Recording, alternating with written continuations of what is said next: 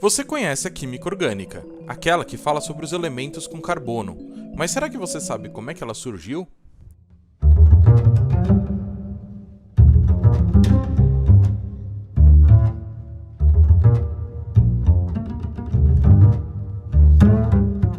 Bem-vindo, alunos e curiosos de plantão. Meu nome é Tarek e hoje vamos falar sobre a história da química orgânica. No século XVIII, o químico Carl Scheele realizou o isolamento de diversos compostos orgânicos a partir de organismos vivos. Entre eles, tiveram o ácido tartárico, da uva, o ácido cítrico, do limão, o ácido lático, do leite, a glicerina, da gordura e a ureia, da urina. Devido à sua origem comum entre os seres vivos, em 1777, Torben Bergman definiu que a química dos compostos orgânicos, ou simplesmente química orgânica, correspondia à química de compostos encontrados nos seres vivos, tanto animais quanto vegetais, enquanto a química inorgânica tratava-se de compostos presentes em minerais. Na mesma época, Antoine Lavoisier analisou diversos compostos orgânicos e observou que todos continham o elemento carbono. Em 1807, Jöns Jacob Berzelius propôs que somente os seres vivos seriam dotados de uma força vital capaz de produzir compostos orgânicos, implicando na impossibilidade de síntese de substâncias orgânicas de forma artificial, ou seja, preparadas em um laboratório ou em uma indústria. Esse conceito foi denominado vitalismo. Tais crenças eram reforçadas pela complexidade da estrutura química dos compostos orgânicos, quando comparadas com os compostos inorgânicos. Durante a primeira metade do século XIX, contudo, os cientistas descobriram que os compostos orgânicos poderiam ser sintetizados em laboratório, contrariando a proposta do vitalismo.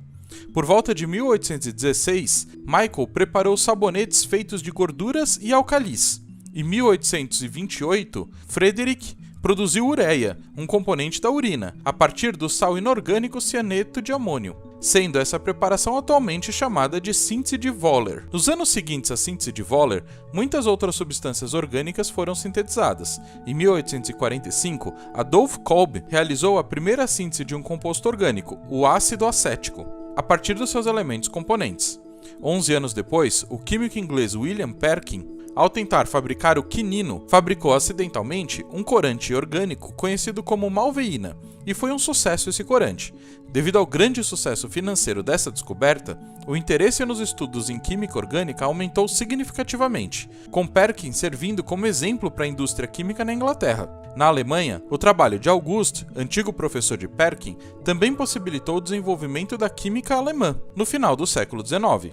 Graças a descobertas de vários corantes, a magenta em 1858, a alzarina em 1869 e o índigo em 1880, esses corantes se tornaram úteis para a indústria têxtil, com a possibilidade de novas cores sendo usadas em tecidos e também a produção mais barata de cores já existentes. Além disso, foram importantes para o desenvolvimento de técnicas analíticas para a biologia, através da coloração e do estudo de micro-organismos ao microscópio. Com o advento de tais descobertas, a partir da segunda metade do século XIX, os químicos passaram a acreditar na possibilidade de síntese de qualquer substância química, orgânica ou inorgânica. Na primeira metade do século XX, houve um grande desenvolvimento da indústria química orgânica nos Estados Unidos, com a descoberta, por exemplo, de diversos plásticos, como o Raoin, o nylon, o teflon e o poliéster. Na época também foi marcada a substituição do carbono pelo petróleo como principal fonte de matéria-prima para a indústria química orgânica. Devido a isso, surgiu uma gigantesca indústria petroquímica, tendo materiais plásticos como produto principal. Em 1907, cânfora, obtida por síntese total, foi comercializada pela primeira vez por Gustave Compa. Os polímeros e as enzimas foram reconhecidos como grandes moléculas orgânicas, e foi mostrado que o petróleo possuía origem biológica. A descoberta dos mecanismos de reações orgânicas e do desenvolvimento dos métodos sintéticos permitiu a síntese de moléculas complexas, como a síntese total de vitamina B12, taxol e palitoxina. A química orgânica se estabeleceu então cientificamente.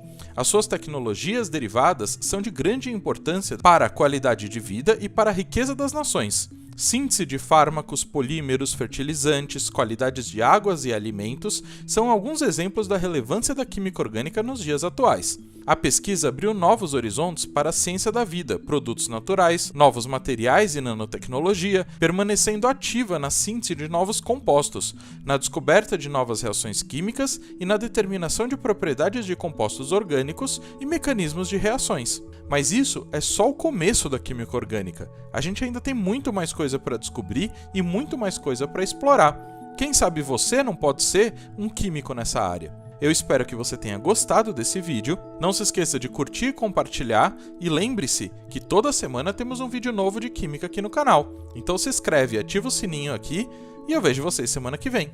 Muito obrigado!